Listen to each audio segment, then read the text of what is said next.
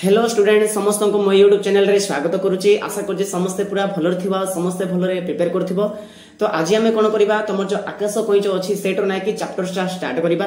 तमर गोटे वीडियो हेतिला सेठी मु कोन करिथिली तमरो स्टोरीटा मु कहि सारिथिली, माने एक्चुअली स्टोरी रे कोन हबो कोन नै सब किछि मु कहि सारिछि। आमे माने जदि स्टोरी फास्ट सुनिबा ताहले नै कि आमे प्रकृत रे एई स्टोरी रे कोन कोन हबो आमे जानि परिबा आ पढिया पय नै कि इंटरेस्ट लागिबो। तेनु कर मु तुमको फास्ट स्टोरी कहि सारिथिली। तो आशा करछि स्टोरीटा समस्त देखि सारिथिबो। जदि स्टोरी के देखिनो ताहले देखि जाओ हैला मो चैनल रे का जीवो, तापर सेठी तो माने प्लेलिस्ट खोजिबो जोटी साहित्य रे अछि हैला। साहित्य रो तमे चैप्टर नाम मारि कि मथे देखि परिबो प्लेलिस्ट को जाईकी तमे सेठी सर्च करले पाई परिबो। तो स्टोरी टिके समस्त सुनिबो। आज स्पेशली कोन करबा चैप्टर भितरे आमे पसिबा, धीरे धीरे करी सब जाक आमे कंप्लीट करी देबा। एई जो माने हमरो माने कहानी लेखि छथि तांके जदि मनोज दास, तो मनोज दास को सहित माने आमे टिके परिचय नेबा हला, तांकर परिचय ग्रहण करिबा। तांके को लेखा तक लिखिथिले आ केमिति माने माने विषय प्रसिद्ध होइथिले सेई विषय आमे टिके आलोचना करिबा हला। तापर चैप्टर विषय आमे डिटेली भीतर को पसिबा। आ ए जो हमरो लेखक परिचय रहिला, ए लेखक परिचय रे ना कि सब जाक तम ऊपर रहिला। तमे तांको प्रशंसा करिवो, माने प्रशंसा करी करी वर्णना करी कि लिखिबो। साहित्य आमे निज भाषा लिखिबा, बही रे जहा लिखा हैछि ताहा ही लिखिबा, एटा तो किछि मैंडेटरी नै। आमे जहा बुझुछु किंतु भाषा को टिके सरस आ सुंदर करिबा। ओके तो चलो बर्बाद करबाने स्टार्ट करिबा। एडी मु भूल रे लिखिछि कवि परिचय किंतु मोर कोन हेजो लेखक परिचय हेबो हला, काहे कि एटा हमर गोटे स्टोरी कविता हेतिले कवि परिचय हला। तो समस्त मन रखिबो। चैप्टर ना समस्त जानिचो, चैप्टर ना कोन आकाश कइछ, पाठर ना कोन आकाश कइछ। तो समस्तकर मने थिबो काली रो स्टोरीटा। तो एडा लिखिछन्ती कि मनोज दास लिखिछन्ती हला। तापरे मनोज दास तांकर देखि देओ 1934 मसिया रे जन्मग्रहण करथिले हला। तांकर पूरा डाटा मु माने कलेक्ट करि नै, काहे कि ना बोर्ड माने तमरो जो एग्जाम सेडी एते भी डिटेल पचारिबो नै। हेले भी मु एमसीक्यू जते करि देबी से समय मु सब जाक कंप्लीट कर देबी हला। तुमको सब जाक मु डिटेल करि कि तमरो एमसीक्यू करि देबी। तमे खाली आज बुझो हला मनोज दास कोन कोन लिखिथिले आ केमिति थिले। तो एडी लेखा अछि देखो, ओडिया साहित्यर जणे अग्रगण्य कथाकार भाबे मनोज दास ख्यातिपूर्ण माने ख्याति अर्जन करिसंती। कथाकार माने जे बहुत गुडाय कथा शिखिसंती, माने जे माने कहि जानिसंती हला। तांके सेमति करिके से पूरा सारा विश्व रे से परिचित ख्याति अर्जन करछंती। ख्याति माने माने तांकर जोटा महिमा जे कहि पारि हला। तो कोन देखो उभय ओडिया रे भी लेखुथिले, तापर इंग्रजी रे लेखुथिले, माने से ओडिया रे भी लेखुथिले। उभय ओडिया और इंग्रजी रे गल्प उपन्यास लिखि सारा विश्व रे ख्याति अर्जन करिसंती। माने से ओडिया रे भी लेखुथिले, इंग्रजी रे भी लेखुथिले, तेणु करी से सारा विश्व रे से परिचित। माने देखो आम ओडिसा रो से इंग्रजी रे भी लिखुछंती, पुनी सारा विश्व रे माने बाहर आंतर्जातिक स्तर रे से माने तांकर लेखा को पढ़ा जाउछ। बुझिला कि नै? तो भाबो इमेजिन करो माने तांके केते महान थिले आ केते सुंदर रे तांके सब जिंस उपस्थापन करथिले।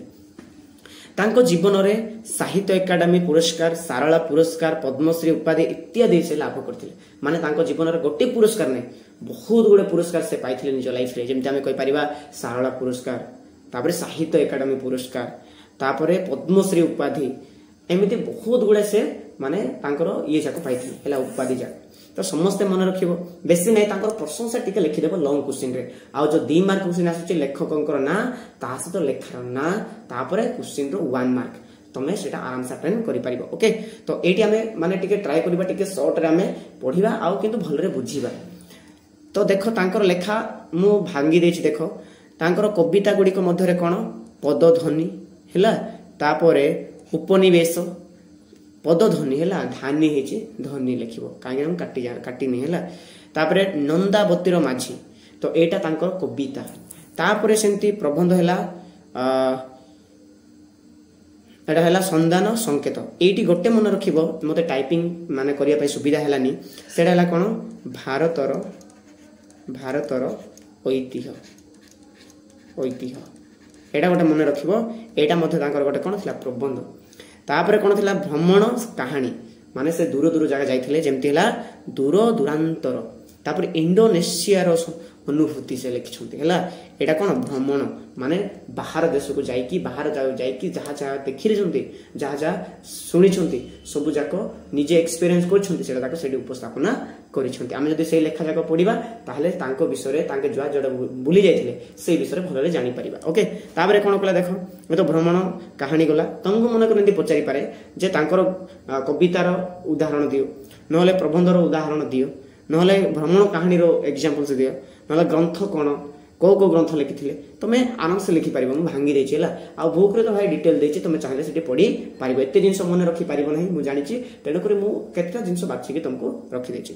ତାପରେ ଦେଖ, ସମୁଦ୍ରର କ୍ଷୁଧା, ଲକ୍ଷ୍ମୀର ଅଭିସାର, ଏଇଟା ହେଲା ତାଙ୍କର ଗ୍ରନ୍ଥ। ତାପରେ ଉପନ୍ୟାସ କଣ କଣ, ଅମୃତ ଫଳ, ଆକାଶର ଇସାରା, ଏଇଟା ତାଙ୍କର ଉପନ୍ୟାସ ଥିଲା। ବୁଝିଲା, ଏଇ ଲେଖା ଯାକ ଲେଖିଥିଲେ, ତତ୍ସହିତ ଆହୁରି ବି ଏକ୍ସଟ୍ରା ଲେଖିଥିଲେ, କିନ୍ତୁ ମୁଁ ସବୁ ଯାକ ଆଣି ନାହିଁ। ମୁଁ ତମକୁ କେତେଟା ମାନେ ମନେ ରଖିଲେ ଇଜି ଲାଗିବ ସେଇଟା ଯାକ ମୁଁ ଆଣିଦେଇଛି ହେଲା, ତ ବେଶୀ ଯାକ ଆଣିଦେଇନି। ତ ଚାଲ ଏବେ ଆମେ ଦେଖିବା ହେଲା ସେଇ ଆକାଶ କଇଁଛ କଣ। ମୁଁ ତ ତମକୁ କାଲି ଷ୍ଟୋରିରେ କହିଦେଇଛି ଆକାଶ କଇଁଛରେ କିଏ କିଏ ରହିବ ହେଲା, ତ ଫିର ବି ଟିକେ ମନେ ପକାଅ। ଆକାଶ କଇଁଛରେ ଆମର କଣ ଆସୁଛନ୍ତି ରେ, ମୁଁ ଟିକେ ମନେ ପକାଇ ଦେଉଛି। ତମର ଏଠି 3ଟା କ୍ୟାରେକ୍ଟର ଅଛନ୍ତି, ମୁଁ କାଲି ବି କହିଥିଲି। ଗୋଟେ ହେଲା କଣ, ଗୋଟେ ହେଲା କମ୍ବୁ ଗ୍ରୀବ, ଜଣେ କିଏ ଥିଲା, ଜଣେ ଥିଲା କମ୍ବୁ ଗ୍ରୀବ। ତାପରେ ଆଉ କଣ ଥିଲା, ଆଉ ଗୋଟେ ଥିଲା ସଙ୍କଟ, କଣ ଥିଲା, ସଙ୍କଟ। ତାପରେ ଆଉ କିଏ ଥିଲା, ବିକଟ। ତ ଏଇ 3 ଜଣଙ୍କୁ ନେଇକି ଆମର ଏଇ ଷ୍ଟୋରିଟା ଅଛି। ଏଇ ଷ୍ଟୋରିରୁ ଆମକୁ ବହୁତ ଗୁଡେ ଶିଖିବାକୁ ମିଳିବ, ବୁଝିଲା କି ନାଇଁ। ତ ଷ୍ଟୋରି କଣ ପାଇଁ ଦିଆଯାଇଛି, ଆମକୁ କିଛି ଶିଖିବା ପାଇଁ ହେଲା। ଆମେ ସାହିତ୍ୟ କଣ ପଢୁଛୁ, ଷ୍ଟୋରି ଯାକ ପଢୁଛୁ, ଲାଇଫ ଷ୍ଟାଇଲ ବିଷୟରେ ପଢୁଛୁ, ମାନେ ମାନେ ମହାପୁରୁଷଙ୍କର ଜୀବନ ଶୈଳୀ ବିଷୟରେ ପଢୁଛୁ। କଣ ପାଇଁ, ଆମେ ତାଙ୍କ ଠାରୁ ଭଲ ଗୁଣ ଶିଖିବା ପାଇଁ ହେଲା। ତ ଏଇଠି ବି ଆମକୁ କିଛି ଭଲ ଗୁଣ ମିଳିବ, ଶିକ୍ଷଣୀୟ ଜିନିଷ ମିଳିବ। ତ ଲାଷ୍ଟରେ ମୁଁ ସେଟା କହିଦେବି କୋଉ ଶିକ୍ଷଣୀୟ ଜିନିଷ, ତମେ ବି ଇମାଜିନ କରିବ, ମୁଁ ଷ୍ଟୋରି କହିଦେଇଛି ହେଲା। ତ ଚାଲ, ଆକାଶ କଇଁଛର ଲେଖକ କିଏ, ମନୋଜ ଦାସ ହେଲା। ତ ଦେଖ, ପଢ ଭଲରେ। କଣ କହିଲା ଦେଖ, ସରସ, କଣ କହିଲା ଦେଖ, ସରୋବର ଥିଲା ସ୍ୱଚ୍ଛ, ମାନେ ସରୋବର କେମିତି ଥିଲା, ପୁରା ସ୍ୱଚ୍ଛ। ସ୍ୱଚ୍ଛ ମାନେ କଣ, ସରୋବର ମାନେ କଣ, ନଦୀଟା, ପୋଖରୀଟା କେମିତି ଥିଲା, ପୁରା ସ୍ୱଚ୍ଛ ପାଣି ହେଲା, ପୁରା ନିର୍ମଳ ଥିଲା। ଉପତ୍ୟକା ଥିଲା ସବୁଜ, ତାଙ୍କର ଯୋଉ ଉପତ୍ୟକା ଥିଲା ମାନେ ଯୋଉ ପୋଖରୀ ଥିଲା ତା ଚାରିକାନି ଯୋଉ ଥିଲା କେମିତି ଥିଲା, ସବୁଜ, ଗ୍ରୀନ ଗ୍ରୀନ, ମାନେ ବହୁତ ସୁନ୍ଦର ଦେଖାଯାଉଥିଲା। କିନ୍ତୁ ଏତେ ସୁନ୍ଦର ଥିଲେ ମଧ୍ୟ ଉଚ୍ଚ ଅଭିଳାଷୀ କମ୍ବୁଗ୍ରୀବକୁ ସେ ପରିବେଶ ସନ୍ତୁଷ୍ଟ କରିପାରୁନଥିଲା। ଆରେ ଭାଇ, ଏତେ ସୁନ୍ଦର ଥିଲା ତଥାପି କାହାକୁ, ମାନେ କମ୍ବୁଗ୍ରୀବକୁ ସେ ସନ୍ତୁଷ୍ଟ କରିପାରୁନଥିଲା। ଆଚ୍ଛା, କମ୍ବୁଗ୍ରୀବ ମାନେ କଣ, ମୁଁ କହିସାରିଛି ଷ୍ଟୋରିରେ। କମ୍ବୁଗ୍ରୀବ ମାନେ ହେଲା କଣ, କଇଁଛ। ମାନେ କଇଁଛ ଗୋଟେ ଏତେ ଅଭିଳାଷୀ ଥିଲା ଯେ ଏତେ ମାନେ ସ୍ୱଚ୍ଛ ମାନେ ପୋଖରୀକୁ ଆଉ ଏତେ ସବୁଜ ପରିବେଶକୁ ସେ ମାନେ ସନ୍ତୁଷ୍ଟ ହଉନଥିଲା। ଓକେ, ତାପରେ କଣ କଲା ଦେଖ, ଦିଗନ୍ତ ପ୍ରତି ଦୃଷ୍ଟି ପ୍ରସାରିତ କରି ସେ ଛାଡୁଥିଲା ଦୀର୍ଘ ନିଶ୍ୱାସ, ମାନେ ସେ ଉପରକୁ ଦେଖିକି ସେ କଣ କରୁଥିଲା, ମାନେ ଦୀର୍ଘ ନିଶ୍ୱାସ, ମାନେ ଆରେ ମୁଁ ଏଇଠି କଣ ପାଇଁ ଅଛି, ଏମିତି ଟାଇପ, ମାନେ ଦୀର୍ଘ ନିଶ୍ୱାସ ଛାଡୁଥିଲା ସେ, ମାନେ ବିରକ୍ତ ହଉଥିଲା ସେଇ ଜାଗାରେ ରହି ସେ ବିରକ୍ତ ହଉଥିଲା ହେଲା। ଆଉ ମାନେ ଉଚ୍ଚ ଅଭିଳାଷୀ ମାନେ କଣ, ତାକୁ ବେଶୀ ଇଚ୍ଛା ଲାଗୁଥିଲା, ମାନେ ସେ ସବୁବେଳେ ଚାହୁଁଥିଲା ଓ ଏଇଟା କଣ ଗୋଟେ ଆହୁରି ନେକ୍ସଟ ଯଦି ଆମେ କୋଉଠି ଗୋଟେ ଯିବା, ମାନେ ଆଉ ଗୋଟେ ପୋଖରୀ ଥିବ ଯୋଉଠିକି ଖତରନାକ ଜିନିଷ ମିଳୁଥିବ, ଏଇଟା ସେ ଭାବୁଥିଲା ହେଲା। ତାପରେ କଣ ଥିଲା, ଦୂରର ପର୍ବତ ଶ୍ରେଣୀ ସେ ପାରିସ୍ତ ସରୋବର ମାନ କେତେ ସ୍ୱଚ୍ଛତର ଓ ଉପତ୍ୟକା ମାନ କେତେ ସବୁଜତର ହୋଇନଥିବ। ମାନେ ସେ ଭାବୁଥିଲା, ଆରେ ଭାଇ ଏଇଟା ତ ଛାଡ, ମାନେ ଦୂରରେ ଯୋଉ ସରୋବର ଅଛି ସେ କେତେ ସୁନ୍ଦର ନଥିବ, କେତେ ସବୁଜ ନଥିବ, ଏଇଟା ସେ ଭାବୁଛି। କିଏ ଭାବୁଛି, କମ୍ବୁଗ୍ରୀବ ହେଲା। ସେ ବିହଙ୍ଗଟିଏ ନ ହୋଇ କଚ୍ଛପ ହୋଇଥିବା ହେତୁ ନିଜ ଭାଗ୍ୟକୁ ସବୁବେଳେ କଣ କରୁଥିଲା, ଧିକ୍କାର ଦେଉଥିଲା। ବୁଝିଲା, ଆରେ ଛି, ମୁଁ କାହିଁକି ଗୋଟେ ପକ୍ଷୀଟିଏ ହେଲେ ନାହିଁ, ମୁଁ ଉଡି ଯାଇକି କୋଉଠି ଗୋଟେ ନୂଆ ସରୋବରରେ ରହିଥାନ୍ତି। ଆଜି ମୁଁ କଣ ହେଇଛି, ଗୋଟେ କଇଁଛ ହେଇଛି, ନା ବେଶୀ ସ୍ପିଡରେ ଚାଲି ପାରୁଛି ନା ଉଡି ପାରୁଛି, ମୁଁ ଗୋଟେ ଜାଗାରେ ରହିଛି। ତେଣୁକରି ସେ ନିଜକୁ ବେଶୀ ଧିକ୍କାର କରୁଥିଲା। ବିହଙ୍ଗ ନାହିଁ, ବିହଙ୍ଗ ମାନେ କଣ, ପକ୍ଷୀ। ନିଜେ ପକ୍ଷୀ ନ ହେଇକି ସେ ମାନେ ନିଜକୁ ଟିକେ ଧିକ୍କାର, ଛିରେ ଜୀବନ ଅଛି ହେଲା। ତାପରେ ଦେଖ କଣ ହେଲା, ସମୟରେ କୂଳକୁ ଉଠିଯାଇ ସେ ମୃଦୁ ସମୀରଣରେ ବିଚରଣ କରୁଥିଲା। ମାନେ ବେଳେ ବେଳେ ସେ ବାହାରକୁ ଯାଉଥିଲା, ମୃଦୁ ସମୀରଣ ମାନେ କଣ, ପବନ, ମାନେ ସେ ପବନରେ ଟିକେ ସେ ମାନେ ପବନ ନେଉଥିଲା। ବୁଝିଲା, ବାହାରକୁ ଉଠି ଯାଇକି ସେ କିଏ, କମ୍ବୁଗ୍ରୀବ, ମାନେ ଟିକେ ମାନେ ନିଶ୍ୱାସ ନେଉଥିଲା, ବାହାର ପରିବେଶ ବିଷୟରେ ଟିକେ ଦେଖୁଥିଲା। ତାପରେ କଣ, କେତେବେଳେ ମାନେ ବେଳେ କେତେବେଳେ ଲତାପତ୍ର ଦେହରୁ ଶିଶିର ବିନ୍ଦୁଟିଏ ଚାଟି ଦିଏ। माने जो लता थिबो से जो वर्षा बिंदुटे पड़िथिबो जो पानी बिंदुटे थिबो चाटी देव किए कंबुगुरी केते बेले बेले बेले बाहर की हला तापरे कोन कले देखो तो केते बेले घास फूलटिए चोबाई दिए आ बेले बेले कोन करे से घास फूल को टिके चोबेई देबो किंतु दुरांतरर अजणा को जानिबार पिपासा सेथिरे बड़े सिना कमे नाही पिपासा माने कोन जानिबार इच्छा माने दूर जिंस को से जानिबा को इच्छा करूथिबो सिना बढुथिबो सिना कमिबो नाही सब बेले से चाहुथिबो ओ बाहर दुनिया केते सुंदर हेइ नथिबो एमदी से सब बेले कोन करथला भाबुथिला बुझिला के कंबुग्री माने तांकर परिवेश तार परिवेश ताको संतुष्ट करि पारु नथिला से सब बेले कोन करथिला बाहर जिंस जाको का मने पकोथिला तापरे कोन हला देखो थरे थरे से आके बुझी विमुग्ध कल्पना लोकरे देखे भली की भली अजब दृश्य बेले बेले से कौन थो माने पूरा माया रे बाया होथो से बुझेला कि नहीं मुजी जे से पूरा अजब अजब स्वप्न जाक देखथिबो न हेबा स्वप्न जेमति आमे पिला बेले स्वप्न देखथिलु जे आकाश रे उड़ी उड़ी जण को मारिबा किंतु सेटा प्रकृति सेंति हबो कि नाही आमे उड़ी परिबा नाही सेंति तो से गोटे अजब अजब स्वप्न जाक देखुची कि कंबुग्रीबो कौन करूची देखो गीत बोली पारुथिबा गच्छलता माने से देखुची गच्छ माने कोन करछंती गीत गाउछंती प्रकृति रे गच्छ माने गीत गांती नहीं किंतु से देखुची जे दूर रे सरोवर अछि जोटी गच्छ माने कोन गांती गीत गांती तापरे मेघमाला भितरु सीधा सड़क झरी आसुथिबा सात रंगर नदी माने से स्वप्न रे देखुथिबा सीधा मेघमाला माने आकाश रो कोन पड़ुची सात रंगर नदी सेटा पडिबार से स्वप्न देखुची किंतु एटा पॉसिबल नाही वर्षा सब बेले गोटे रंग ही आसे आ केबे नदी ही के आसेनी बिंदु बिंदु ही के आसे किंतु से बड़ा अजब अजब स्वप्न जाक देखुची आउ कोन पे स्वप्न देखुची काहे कि से अभिलाषी थिला से बाहर विषय को बेसी चिंता करथिला तेन कर ताको एमती फील होथिला हला तापरे कोन देखो प्रशस्त सदन रे एकत्रित सुनाम धन्य नर ओ बानर वर्ग मध्य लांगुलर उपयोगिता संपर्क रे तर्क सभा माने जो माने प्रशस्त सदन रे एकत्रित सुनाम धन्य नर ओ बानर माने लोक माने आ बानर मानकर लांगुल खेल को एटी से माने से स्वप्न देखुची सेटा जोटा कि इम्पॉसिबल बुझिला सब जिंस जाक से इमेजिन करूची किंतु सत्तरे हबो नाही किंतु से भाबुची मोर आकाश सबुठार परिवेश अधिकार आ बाहर परिवेश केते कि सुंदर सेठी न थाई कि एटी अछि मु केते हीन एमते से भाबुथिला के कंबुग्रीबो एटा सब मने रखिबो हैला तो मने रखिबो बहुत इंपोर्टेंट जिंस जाक तापर देखो कोन कहला प्रति वर्ष एटा समस्त मु स्टोरी माध्यम रे भी कहिची प्रति वर्ष वर्षा ऋतु हेले समागत हेले किए संकट आउ विकट नामक दुई गोटी हंस माने वर्षा ऋतु हेले उड़ी उड़ी उड़ी उड़ी कि आसंती संकट आउ विकट नाम रे दुईटी हंस आसंती माने सेही सरोवर देके जानती हैला सेही सरोवर रे उपनीत हेउथिले सेही सरोवर माने कोन जो सरोवर रे कंबुग्री बटी बास करथिला हैला तापर पर्वत श्रेणी से पारिस्थ एक बृहत्तर सरोवर को जीवा मार्ग रे से माने सेठाकारे सप्ताहे विश्राम करूथिले माने से मानकर लक्ष्य कोन थिला आ गोटे सरोवर को जीवार इच्छा थिला किंतु जेहेतु टिके दूर रे थिला तेणु करी से माने सेही सरोवर रे सप्ताहे विश्राम करूथिले किए सप्ताहे विश्राम करूथिले माने संकट आउ विकट केबे आस्थिले वर्षा ऋतु पहुंचले आसुथिले हैला कोटी जोटी कोइंचोडा रहुथिला सेही सरोवर रे सप्ताहे विश्राम करथिले तापर देखो कोन मार्ग रे से माने सेठारे सप्ताहे विश्राम करथिले मार्ग माने रास्ता हैला गभीर आग्रह सहकारे कंबुग्रीब से मानक आगमन को अपेक्षा करूथिला माने अरे भाई से तांको को पूरा वेट करिथिबो माने ता सतो संग साथी हर के नहांती किंतु से सब बेले जगिथिबो काहा को संकट आ विकट को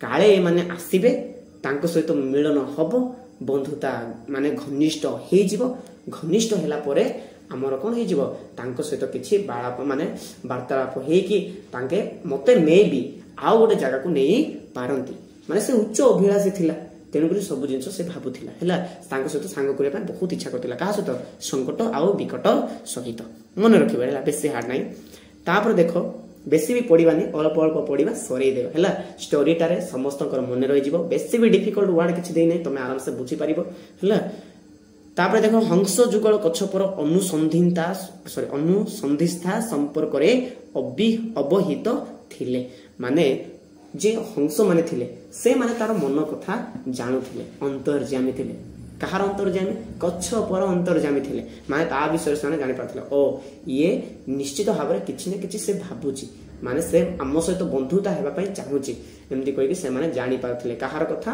କମ୍ବୁଗ୍ରୀବର କଥା ଜାଣିପାରୁଥିଲେ କିଏ ସଙ୍କଟ ଆଉ ବିକଟ ମନେ ରଖିବ ହେଲା ତ ହଂସ ଯୁଗଳ କଚ୍ଛପର ଅନୁସନ୍ଧିସ୍ତା ସମ୍ପର୍କରେ ଅବହିତ ଥିଲେ ମାନେ ଜାଣିଥିଲେ ତେଣୁ ଦୂର ଦୂରାନ୍ତର କାହାଣୀ ଶୁଣାଇ ତାର ମନୋରଞ୍ଜନ କରିବା ନିମନ୍ତେ ସେମାନେ ଦୈନିକ ଘଣ୍ଟାଏ 2 ଘଣ୍ଟା ସମୟ ଦେବାରେ କାର୍ପଣ୍ୟ କରୁନଥିଲେ କାର୍ପଣ୍ୟ ମାନେ କଞ୍ଜୁସି ବୁଝିଲା କି ନାହିଁ ତାମାନେ ସେମାନେ ତାକୁ ଆହୁରି ଇଣ୍ଟରେଷ୍ଟିଂ କରି ତାକୁ ବକଡା ବନାଉଛନ୍ତି ବୁଝିଲା ମାନେ ଏ ଭାଇ ସତରେ ଏମିତି ଷ୍ଟୋରି ଯାକ ତାକୁ ମାନେ ମନ ଭଳିଆ ଷ୍ଟୋରି କହି ତାକୁ ଆହୁରି ଇଣ୍ଟରେଷ୍ଟ ଦେଉଛନ୍ତି ହେଲା କିଏ ସଙ୍କଟ ବିକଟ ହେଲା ଘଣ୍ଟାଟେ 2 ଘଣ୍ଟା ତା ପାଇଁ କେବଳ ଷ୍ଟୋରି ମାନେ ସାଙ୍ଗ ତ ହେଇନାହାନ୍ତି ଆଜି ମାନେ ଏବେ ଯାଏ ତ କ'ଣ କରୁଛନ୍ତି ଓ ଏମିତି ଆମେ ସିଆଡ଼େ ଯାଇଥିଲୁ ଏମିତି ଷ୍ଟୋରି ଅଛି ସେଇଟା ଏମିତିଟା ସେମିତିଟା ତାକୁ କହି ତାକୁ ଖାଲି କ'ଣ କରୁଛନ୍ତି ମାନେ ପୁରା ଆହୁରି ତାର ମାନେ ଇଚ୍ଛାକୁ ସେମାନେ ବଢ଼େଇ ଦେଉଛନ୍ତି ହେଲା ଘଣ୍ଟାଟେ 2 ଘଣ୍ଟା ମନେ ରଖିବ କେତେ ଘଣ୍ଟା ଦେଉଥିଲେ କହିଲେ ଘଣ୍ଟାଟେ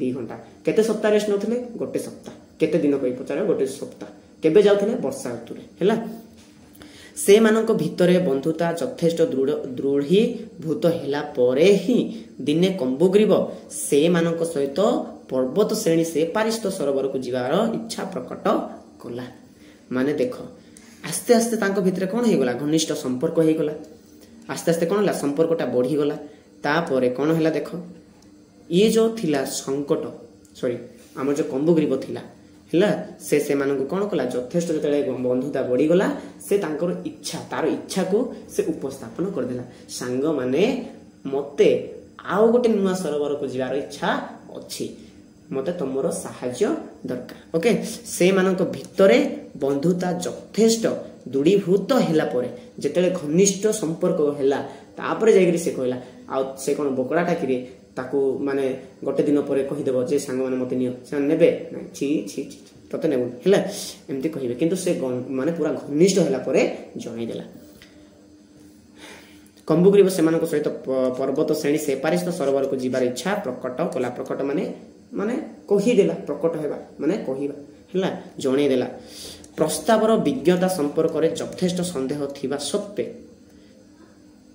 ହଂସଦ୍ୱୟ ପ୍ରଥମେ ଅର୍ଦ୍ଧକୋଶ ପଥ ଯାଏ ଏକ ପରୀକ୍ଷାମୂଳକ ପଦକ୍ଷେପ ନେବା ନିମନ୍ତେ ରାଜି ହେଲେ ମାନେ ପ୍ରସ୍ତାବର ବିଜ୍ଞତା ସମ୍ପର୍କରେ ଯଥେଷ୍ଟ ସନ୍ଦେହ ଥିବା ସତ୍ତ୍ୱେ ମାନେ ତାଙ୍କୁ ଟିକେ ସନ୍ଦେହ ଲାଗୁଥିଲା ତଥାପି ସେମାନେ କହିଲେ ହଉ ସାଙ୍ଗ ତୋର ଯଦି ଇଚ୍ଛା ଅଛି ତାହେଲେ ଆମେ ଗୋଟେ ପରୀକ୍ଷା କରିବା ସେଇ ପରୀକ୍ଷାରେ ଯଦି ତୁ ପାସ୍ ହେଲୁ ତାହେଲେ ଆମେ ତତେ ନେବା ଏଇଟା କିଏ କହିଲେ ହଂସଦ୍ୱୟ ତାକୁ କହିଲେ ମାନେ ଆମେ ଅର୍ଦ୍ଧକୋଶ ଯାଏ ପରୀକ୍ଷା କରିବା if you are success then we can ନେବା ହେଲା ଏମିତି କରିଦେଲା ତାପରେ ହଁ ହେଇଥିବ ତାପରେ ପରୀକ୍ଷା ଚାଲିଥିବ ତ କ'ଣ ହେଲା ଦେଖ ବିକଟ ଓ ସଙ୍କଟ କାମୁଡ଼ି ଧରିଲେ ଖଣ୍ଡିଏ କାଠିର 2 ପ୍ରାନ୍ତ କାଠିର ମଧ୍ୟ ଭାଗକୁ କାମୁଡ଼ି ଧରିଲା କମ୍ବୁଗ୍ରୀବ ଷ୍ଟୋରିଟା ଥିଲା ହେଲା ତାପରେ ସେମାନେ ଶୂନ୍ୟକୁ ଉଠିଲେ ହେଲା ଫାଷ୍ଟ ଏଇଟା ଜାଣିଛ ହେଲା ଚୁବେଇଲେ ସେ ବି ଚୁବେଇଲା